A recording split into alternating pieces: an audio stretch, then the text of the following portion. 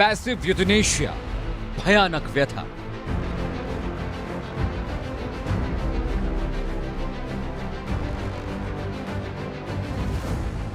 Painless death, देश में छिड़ी बड़ी बहस।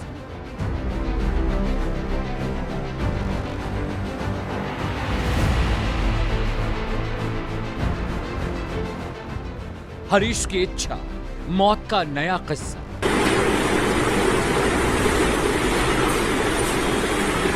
सबको माफ करते हुए और सबसे माफी मांगते हुए उठ जाओ, ठीक है?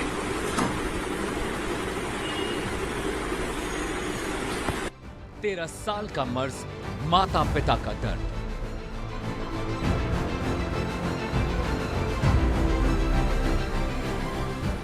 हरीश धीरे धीरे मर रहा है।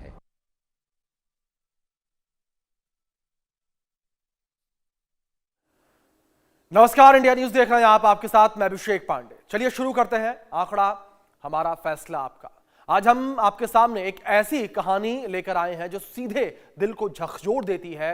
ये कहानी है हरीश राणा की, जो पिछले 13 साल से कोमा में जिंदा है।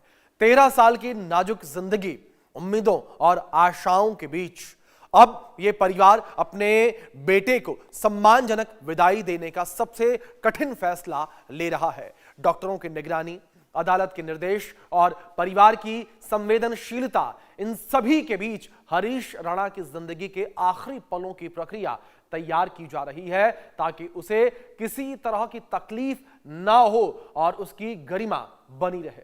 यह सिर्फ एक केस नहीं है, यह प्यार, करुणा, मानवता और कानूनी परीक्षा के साथ आर्थिक तंगी की जीती जागती तस्वीर है। हरीश राणा की कहानी हमें यह सोचने पर मजबूर करती है कि कभी कभी सबसे बड़ा प्यार वही होता है जिसमें हम अपने दिल को तोड़कर भी सही काम करते हैं। कैसे एक परिवार जिसकी आंखों में अनगिनत आंसू हैं, अपने बेटे को जीवन के अंतिम सफर पर वो लेकर जा रहे हैं, और परिवार कितना यहां पर मजबूर होगा कि खुद वो ये फैसला ले रहा है, खुद वो चाहता है कि उनका बेटा जो है वो अब अपना जीवन समाप्त कर ले, क्योंकि परिवार ने एक लंबी लड़ाई लड़ी, परिवार ने जो है एक लंबा संघर्ष किया। अब आपको बताते हैं कि खबर क्या है। सबसे पहले बात करते हैं आखिर खबर क्या है और क्यों आज हम इसको लेकर आए हैं आपके सामने। हरीश राणा पिछले 13 साल से कोमा में है। परिवार ने इच्छा मृत्यु यानी कि पैसिव यूथेनेशिया की मांग की, जिसके बाद सुप्रीम कोर्ट ने इच्छा मृत्यु की अनुमति दी। शनिवार को उन्हें दिल्ली के एम्स में शिफ्ट किया गया और एम्स में डॉक्टरों की टीम जो है वो निगरानी लगातार कर रही है। खाना, ऑक्सीजन सपोर्ट और अब पानी देना बंद कर दिया गया। पहले ट्यूब के सहारे खाना जा रहा था और अब बंद हो चुका है। डॉक्टर्स ने धीरे धीरे लाइफ सपोर्ट सिस्टम हटा दिया। एम्स के डॉक्टरों ने कहा कि 3 से 4 हफ्ते इस पूरे प्रोसेस में लगेंगे, यानी कि ये कोई इंस्टेंट प्रोसेस नहीं है, इसमें 3 से 4 हफ्ते का समय जो है वो लगेगा। लेकिन आप समझिए किस तरीके से ये पूरी स्थिति जो है बनी नजर आ रही है। अब आपको बताते हैं कि क्या होता है पैसिव यूथेनेशिया। अब बात करते हैं इच्छा मृत्यु की, और पैसिव यूथेनेशिया क्या होता है आप समझिए उसे। मरीज लंबे समय से कोमा या फिर लाइलाज बीमारी से ग्रसित हो। आप समझिए यहां पर जो पैसिव यूथेनेशिया है वो क्या होता है। मरीज को अगर लेकर बात करें, जो मरीज की कंडीशन है वो किस तरीके से होनी चाहिए। लंबे समय में से मरीज जो है वो कोमा में या फिर ला इलाज बीमारी में अगर मरीज हो, तब मरीज को जबरन मशीनों के सहारे जिंदा जो है वो रखा जाता है और मरीज के ठीक होने की भी कोई उम्मीद ना हो। आप समझिए इन स्थितियों को, और क्या ये स्थितियां, परिस्थितियां जो हैं वो बनती हुई नजर आई किस तरीके से यहाँ पर हरीश राणा के परिवार के सामने एक बड़ी जो है चुनौती बनती नजर आई। और तब मरीज को जबरन मशीनों के सहारे जिंदा नहीं रखा जाता। ये पैसिव यूथेनेशिया होता है। डॉक्टर मरीज को मारने के लिए कोई इंजेक्शन नहीं देते हैं, यानी कि नेचुरल डेथ तक लेकर जाते हैं, बल्कि मरीज को जिंदा रखने वाली लाइफ सपोर्ट मशीनें हटा दी जाती हैं। आप समझिए। और दूसरी ओर इसके बाद मरीज की प्राकृतिक तरीके से मृत्यु हो जाती है, यानी कि एक सम्मानजनक मृत्यु, और भारत में इसे सम्मानजनक मृत्यु का अधिकार माना जाता है और इसकी अनुमति सुप्रीम कोर्ट से ही मिलती है। सुप्रीम कोर्ट ही इसकी अनुमति देता है। आप समझिए, पैसिव यूथेनेशिया, उसके बारे में ये जानकारी अब तक हम दे रहे थे। और हरीश राणा केस को लेकर बात करें तो सुप्रीम कोर्ट के द्वारा किस तरीके से यहां पर बड़े निर्देश दिए गए हैं, अब आपको बताते हैं सुप्रीम कोर्ट ने किस तरीके से यहां पर निर्देश दिए। इस केस को लेकर जो है सुप्रीम कोर्ट ने क्या बयान दिया, आप समझिए। हरीश राणा केस को लेकर मरीज को दी जा रही मेडिकल सहायता रोकी या फिर हटाई जा सकती है। इस मामले में 30 दिन की पुनर्विचार अवधि माफ कर दी गई।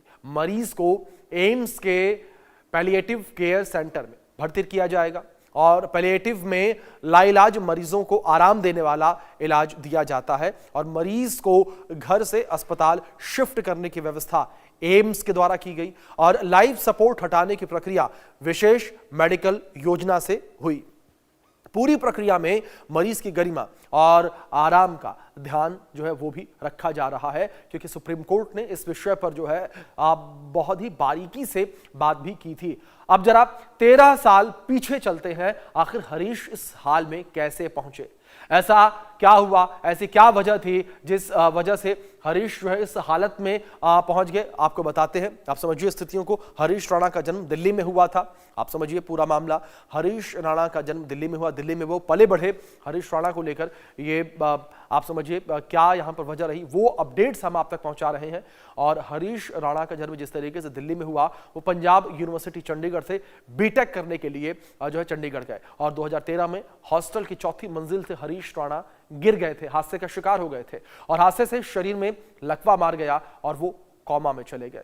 तब से वे ना बोल पा रहे हैं और ना कुछ महसूस कर पा रहे हैं। डॉक्टरों के मुताबिक उन्हें क्वाड्रीप्लेजिया नाम की बीमारी है। वे फीडिंग ट्यूब और वेंटिलेटर के सहारे जिंदा हैं। आप समझिए किस तरीके से ये एक पूरी लाइलाज बीमारी है और डॉक्टरों का मानना है कि ये एक लाइलाज बीमारी है जिसका इलाज जो है वो मेडिकल साइंस में संभव नहीं है। अब उन केसों की बात करते हैं जो हरीश की तरह ही थे पर उनको मंजूरी नहीं मिल पाई। हरीश का केस भारत में तीसरा ऐसा केस था जिसको अनुमति मिली है। देश में कब कब इच्छा मृत्यु की मांग उठी है वो भी आपको अपडेट देते हैं। पहला नाम के वेंकटेश केस, ये साल 2004 का केस, यानी कि अब से 22 साल पुराना केस है। ये के वेंकटेश केस है। ये पहला केस निकलकर सामने आया था जब देश में इच्छा मृत्यु की मांग उठी। दूसरा केस है अरुणा शानबाग केस, 2009 से 11 तक ये केस जो है वो चला था, जिसमें अरुणा की नेचुरल डेथ 2015 में हो गई थी। तो आप समझिए यहां पर तीसरा केस है हरीश राणा का, साल 2026 का, यानी कि अभी का ये पूरा केस है जिसमें सुप्रीम कोर्ट ने इच्छा मृत्यु की अनुमति दी है। ये आप पूरा मामला समझिए और अब ये भी जान लेते हैं कि इच्छा मृत्यु के लिए मेडिकल कायदा क्या कुछ कहता है और वो कौन से नियम है इच्छा मृत्यु के लिए मेडिकल कायदे को लेकर अगर अपडेट्स पहुंचाए तो। नियम 1, मरीज कोमा और वेजिटेटिव हो और मरीज लाइलाज बीमारी का शिकार हो। आप समझिए किस तरीके से यहां पर ये नियम है। दूसरा नियम है, तीसरे नियम को लेकर बात करें, मरीज के ठीक होने की संभावना कतई ना हो, यानी कि ला इलाज बीमारी हो। चौथा नियम है कि जिंदा रहने के लिए लाइफ सपोर्ट सिस्टम जरूरी हो, यह भी चौथा नियम है। तो आप समझिए ये 4 वो नियम है जहां पर मरीज कोमा या वेजिटेटिव कंडीशन में हो। ये 4 नियमों का ध्यान जो है खास तौर पर रखा जाता है और इसको लेकर जो है अब चर्चा होती पूरे देश में जो है वो नजर आ रही है। और इसी विषय पर बातचीत करने के लिए हमारे साथ एक सीनियर डॉक्टर जुड़े हुए हैं। हमारे साथ senior doctor PS Venkatesh Rao ji जुड़े हैं। डॉक्टर पीएस वेंकटेश राव जी, सबसे पहले तो बहुत स्वागत है सर आपका इंडिया न्यूज पर। और सर मेरा पहला सवाल आपसे यहाँ पर यही है कि अगर जो ये कंडीशन इस वक्त देखने को मिल रही है हरीश राणा को लेकर बात करें, ऐसी कंडीशंस में जो डॉक्टर्स की टीम होती है, जो बोर्ड होता है, उसके ऊपर कितनी जिम्मेदारी होती है? क्योंकि अगर सुप्रीम कोर्ट को लेकर बात करें, सुप्रीम कोर्ट भी सबसे पहले डॉक्टर्स के साथ ही डिस्कशन करता है, पैनल के साथ डिस्कशन करता है, इसके बाद ही वो किसी फैसले पर आता है। नमस्कार। ये सब नियम इसलिए बना रखे हैं जिससे कि बिना वजह पैसिव यूथेनेसिया के नाम पे किसी के ऑर्गन्स को डोनेशन के लिए इस्तेमाल ना हो या किसी और कारण से ऐसे लीगल डेथ ना हो, इसलिए ये नियम बना रखे हैं। एक्टिव यूथेनेसिया तो इंडिया में डेफिनेटली नॉट अलाउड है। ये कुछ जगह हैं दुनिया में जहाँ पे उन्होंने अलाउ कर रखा है, पर active euthanasia is definitely not allowed. Active euthanasia वो है जहाँ आप एक इंजेक्शन दे के किसी को डेथ देते हो, और ये कुछ जगह है जहाँ ये किया गया है इसलिए कि किसी को ऐसा रोग है, ऐसा कैंसर है या कुछ रोग है जिसका इलाज नहीं है और जिसके कारण बहुत पीड़ित है पेशेंट, और पेशेंट फिर कहता है कि भाई मेरे से ये सब सहन नहीं होता, जब इसका इलाज ही नहीं है तो मुझे ऐसे पीड़ित स्थिति में रहने के बजाय मरने की इच्छा है। पर वो इंडिया में अभी और ज़्यादातर देशों में not allowed. But passive euthanasia जो है जहाँ कोई लाइफ सपोर्ट सिस्टम पे ही के कारण ही जिंदा है, और अब आप लाइफ सपोर्ट सिस्टम जो जैसे कि सांस की मशीन एक नलके के थ्रू, और खाने के जो पदार्थ हैं उसके क्योंकि वो मुंह से नहीं ले पा रहा है, उसको हम नलकी से ग्लूकोज और बाकी के जो न्यूट्रिएंट्स हैं उसको हम दे रहे हैं। और ऐसे किसी को हम अगर ज़िंदा रख रहे हैं और अगर उनका किडनी काम नहीं कर रहा है तो फिर डायलिसिस कर रहे हैं। इससे क्या होता है कि वो चाहे वो ब्रेन डेड हो या उसको कुछ भी कोमा में है, उसको कुछ भी मालूम नहीं है, और हम सालों साल इसको ज़िंदा रख रहे हैं। ऐसे स्थिति में पीड़ा तो पेशेंट का तो हमें मालूम नहीं है क्योंकि वो कोमा में है, पर जो उसके रिश्तेदारों को और उसके दोस्तों को जो पीड़ा हो रही है उसकी स्थिति को देखकर इस कारण से, और इतना खर्चा होता है कि जैसे कि इनके माँ बाप तो मकान अपना जितना भी था सब बेच दिया, अब वो तो रास्ते पे, अब उनको भी पीड़ा होने, इस पीड़ा को छोड़ के उनको फिर और नुकसान हुआ है, और उनका जीना भी अब बहुत मुश्किल हो गया है। इस स्थिति में ये परमिटेड है, पर ये नहीं होना चाहिए कि कोई जानबूझकर किसी को, कोई बेहोश है और उसके किडनी या किसी और लेने के लिए ट्रांसप्लांट के लिए लेने के लिए उसको ऐसे घोषित कर दे कि ये अब नहीं रह सकता और उसका पैसिव यूथेनेसिया कर दे। इसलिए एक डॉक्टर से नहीं, ये इसके लिए एक पैनल सेटअप होता है और कई डॉक्टर्स उसमें होते हैं। इनके सब के एग्रीमेंट के कारण बाद ही ये होता है, और ये भी स्टेप बाय स्टेप होता है, माने एक के बाद एक ये जो सपोर्ट सिस्टम है उसको हम विथड्रॉ करते हैं, और फिर पैनल कहता है ठीक है अब नेक्स्ट, अब फिर अगला कदम लो। सो एक के बाद कदम लिया जाता है और फाइनली पेशेंट की मृत्यु होती है। जी जी डॉक्टर PS वेंकटेश राव जी, मैं यहाँ पर सवाल आपसे यहाँ पर यह भी करना चाहूँगा, अगर इस पूरे प्रोसेस को लेकर बात करें तो किस तरीके से पूरा प्रोसेस ये रहता है, क्योंकि जिस तरीके से सुप्रीम कोर्ट के द्वारा भी ये कहा गया कि एक सम्मानजनक मौत, तो किस तरीके से सर ये सम्मानजनक मौत होती है? जी हाँ, ये है कि इससे देखिए कोई अगर बेहोश है उसको तो मालूम नहीं होगा कि क्या हो रहा है, पर अगर कोई होश में है पर वो कोई भी उसके अंग, जैसे कि जो आपने क्वाड्रिप्लीजिया किया, क्वाड्रिप्लीजिया का मतलब यह है कि आपके पूरे शरीर में कोई दम नहीं है, आप ना तो हाथ हिला सकते हो, ना पाँव हिला सकते हो, ना सांस ले सकते हो, कुछ नहीं, पूरे का पूरा हिस्सा कमज़ोर हो गया है या नाकाम हो गया है। तो ऐसे स्थिति में वो बेचारा क्या करे, अगर होश में है तो, अगर होश में नहीं है तो फिर सिर्फ माँ बाप को और घर वालों को इसमें तकलीफ होती है कि जब उनको मालूम है कि ये कभी वापस नहीं आ सकता है। जी सर, दूसरी ओर लिविंग विल क्या होता है, उसकी भूमिका जो है इस पूरी प्रक्रिया में कितनी महत्वपूर्ण होती है वो समझना चाहूंगा मैं आपसे। वो लिविंग विल ये है कि कोई लिख देता है कि भाई मेरे से और सहन शक्ति नहीं है कि पीड़ा, जैसे कि अगर कैंसर फैला हुआ हो और हर कैंसर में पीड़ा नहीं होती है, पर अगर कैंसर नर्व्स को नसों को जकड़ ले तो काफ़ी दर्द हो सकती है। कुछ और ऐसे बीमारियां हैं जिसमें बिल्कुल हताश हो जाता है मरीज, उसको इतनी परेशानी होती है कि भाई मेरे से ये सब नहीं सहन हो सकता है। जब आप इस बीमारी से मेरा इलाज नहीं कर सकते हो, इसका कोई और अंत नहीं है, मुझे ऐसे ही जी जी कर घुट घुट के मरना पड़ेगा, तब वो लिविंग विल लिख सकता है कि भाई मुझे कृपया मुझे यहाँ से छुड़ा दो, इस दुनिया से इस जीवन से मुक्ति दो, तो तब वो किया जाता है। जी डॉक्टर साहब, दूसरी ओर एक्टिव और पैसिव दो अलग अलग रूप जो है वो कहे जा रहे हैं, ये दोनों किस तरीके से अलग होते हैं? यही मैंने शुरू में कहा था कि एक्टिव यूथेनेसिया वो है जहां के आप एनेस्थीसिया का ड्रग देके किसी को मरने देते हो, ये एक्टिव है। पैसिव है जहां आप सपोर्ट सिस्टम को कम करते जाते हो।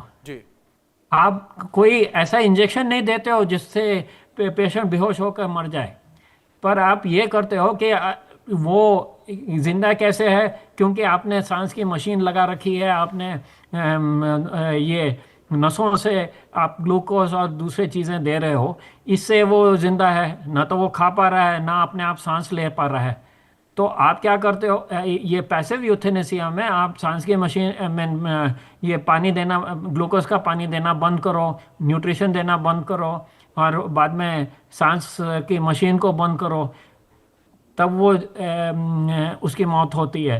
तो ये अचानक नहीं होता है कि आपने एनेस्थीसिया ऐसा दवाई दे दिया जिससे कि उसकी मौत हो जाए। आप एक्टिव यूथेनेसिया का एक्टिव यूथेनेसिया कुछ ऐसे है जैसे कि जेल में अगर किसी को इंजेक्शन से मारा जाता है तो वहाँ पे वही इंजेक्शन दिया जाता है, पर वहाँ पे तो जानबूझकर, क्योंकि कोर्ट ने कह रखा है कि इसको मौत की सज़ा है। पर एक्टिव यूथेनेसिया में किसी को ये इंजेक्शन दिया जाता है जिससे कि वो बिल्कुल बेहताशा के ये मेरे से और जिया नहीं जा सकता और आप ठीक नहीं कर सकते हो तो मुझे एटलीस्ट मरने दो। वो इंडिया में अलाउड नहीं है, बहुत कम जगहों में ये अलाउड है। जी, इस बीच हमारे साथ एक और खास पैसिव यूथेनेसिया भी बहुत देशों में नॉट अलाउड। बिल्कुल बिल्कुल सर, बिल्कुल। इस बीच हमारे साथ एक खास मेहमान और जुड़ गए हैं, हमारे साथ हरीश राणा के वकील हैं मनीष जैन जी। मनीष जी, बहुत स्वागत है आपका। अभी आपने भी एक लंबी लड़ाई, कानूनी लड़ाई जो है लड़ी है, और मनीष जी मैं आपसे इसी कानूनी लड़ाई को समझना चाहूंगा कि कितनी लंबी कानूनी लड़ाई मनीष जी आपने हरीश के लिए लड़ी? बेसिकली देखिए, ये लड़ाई 2004 से चल रही है। जब पहला केस के वेंकटेश का आया था, उसके बाद कॉमन कॉज का आया था, उसके बीच में अरुणा शानबाग आया, 2018 में कॉमन कॉज गाइडलाइन आई, उसमें थोड़ा अमेंडमेंट हुआ। तो ये इन सब की बेस पे जब हरीश राणा का केस शुरू हुआ तो कोर्ट के पास कुछ न कुछ करने के लिए पहले से अवेलेबल था, क्योंकि वैसे नॉर्मली कोई कानून नहीं था, ना संसद के द्वारा ना ही कोई ट्रेडिशनल कोई कानून था। तो ये जब इतना कुछ हो चुका था तो हरीश राणा के केस में फिर भी टाइम लगा। हाईकोर्ट गए, हाईकोर्ट से रिजेक्शन हुआ, सुप्रीम कोर्ट गए, सुप्रीम कोर्ट से भी एक बार को पार्शियल रिजेक्शन हुआ और ये कहा गया कि आपको मेडिकल असिस्टेंस मिल जाएगा, बट हम लोग इसकी साइड, ट्यूनीशिया की साइड नहीं जा पाएंगे। बट सेकेंड टाइम अभी हम ट्यूनीशिया में आए हैं, मतलब ऑनरेबल सुप्रीम कोर्ट ने इस इशू को समझा, हरीश राणा के मदर फादर से भी मिले, हम पूरी टीम से भी मिले, और उसके बाद ये चर्चा हुई कि सच में इसको बहुत जरूरी है, और क्योंकि पेन को बहुत लंबा खींचने से भी कुछ नहीं होने वाला। जब मेडिकल साइंस और एडवांस मेडिकल साइंस ये कह रही है कि कोई इलाज नहीं है और कोई रिकवरी के चांस नहीं है, एक नहीं दो मेडिकल बोर्ड बिठाए गए, एक्सपर्ट्स के, पहले गाजियाबाद के डॉक्टर्स थे, देन उसके बाद एम्स के एक्सपर्ट डॉक्टर बैठे, उन्होंने सबने अपनी रिपोर्ट थोड़ी सी नेगेटिव दी, थोड़ी सी का पूरी तरह से कि कोई रिकवरी के चांस नहीं है। देन सुप्रीम कोर्ट ने 2018 की गाइडलाइन के बिहाफ पे ही ये हरीश राणा के फेवर में ये जजमेंट पास किया है। जी, दूसरी ओर डॉक्टर पीएस वेंकटेश जी, मैं आपसे समझना चाहूंगा, आप अगर हम मेडिकल बोर्ड को लेकर बात करें सर, तो मेडिकल बोर्ड जो है किस तरीके से अनुमति देता है वो मैं आपसे समझना चाहूंगा। कौन कौन से पैमाने हैं जिन पैमानों को जांचा परखा जाता है? इसके लिए कुछ एक कुछ स्पेशलिटीज से लोग इस होते हैं, और इस पे कुछ एक्सपीरियंस हो, ऐसे लोग। जैसे देखिए, जब हम ब्रेन डेड किसी को डिक्लेयर करते हैं जिससे कि ट्रांसप्लांट के लिए उनका ऑर्गन्स लिया जाए, तो उसमें न्यूरोलॉजिस्ट और ऑल्सो साइकोलॉजिस्ट ऐसे लोग होते हैं, ऐसे स्पेशलिटीज़ होते हैं। तो ऐसे लोगों को रखा जाता है, और जो जाने माने एथिकल कॉन्डक्ट के सीनियर लोग हों, ऐसे लोगों को रखा जाता है इस पैनल में। जब ऐसे पैनल क्रिएट होता है, जिनको कुछ लीगल नॉलेज भी हो और जिनको एक्सपीरियंस हो, और जो आप जिस पे आप भरोसा कर सकते हो कि ये एथिकल रहेंगे और कुछ गोलमाल ना करेंगे। ये बिकॉज ये बहुत बड़ी रिस्पॉन्सिबिलिटी है जो कोर्ट इन डॉक्टर्स पे डालता है कि देखो, आप आपके एक्सपीरियंस से और आपके नॉलेज से ये कह सकते हो कि इसका कुछ इलाज नहीं है। अब जो बीमारी उस पेशेंट को है, उसके स्पेशलिस्ट भी इस बोर्ड पे होंगे, जिन्होंने अपने रिस्पॉन्सिबिलिटी से कहना है कि देखो,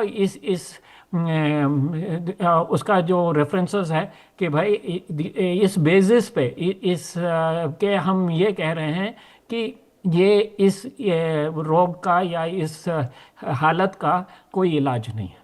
तो वो स्पेशलिस्ट जो बीमारी है या जो भी तकलीफ है, उसके स्पेशलिस्ट, और जो ब्रेन डेथ कह सकते हैं जैसे कि न्यूरोलॉजिस्ट और साइकेट्रिस्ट, ये लोग सब होते हैं ऐसे पैनल में। जी बिल्कुल। मनीष जैन जी, दूसरी ओर अगर बात चुनौतियों को लेकर करें, तो मनीष जैन, किस तरीके की चुनौतियां जो है वो सामना करना पड़ी आपको जब कानूनी प्रक्रिया पूरी की जा रही थी इस पूरे केस को लेकर? सबसे बड़ी चुनौती तो कोर्ट ने सबसे पहला क्वेश्चन सुप्रीम कोर्ट ने यही पूछा कि why you are here, court में क्यों आए, जब हमारा कोई कानून नहीं है तो हम कैसे करें। लेकिन संविधान में आर्टिकल 32 में प्रोविजन है कि कोई भी रिट के माध्यम से वहां जाते हैं, और ये तो केस एसएलपी से जनरेट हुआ था। और साथ ही जब आर्टिकल 21 में जीवन जीने की गरिमा की बात की जाती है, तो क्यों लंबे दर्द से मुक्ति के लिए गरिमा में मृत्यु की बात नहीं की जाती। इसी इंटरप्रिटेशन क्लोज पे इसने सुप्रीम कोर्ट ने अपना डिसीजन दिया, और साथ में एक बहुत जो रिजेक्शन हुआ था हाई कोर्ट, बिल्कुल जाहिर है मनीष जी कि ऐतिहासिक डिसीजन कह सकते हैं कि सुप्रीम कोर्ट के द्वारा लिया गया। फिलहाल आप दोनों मेहमानों का बहुत शुक्रिया जुड़ने के लिए, कीमती वक्त इंडिया न्यूज के साथ साझा करने के लिए। वक्त फिलहाल एक छोटे से ब्रेक का है, लेकिन आप बने रहे इंडिया न्यूज के साथ। जाते जाते एक नजर हेडलाइंस पर।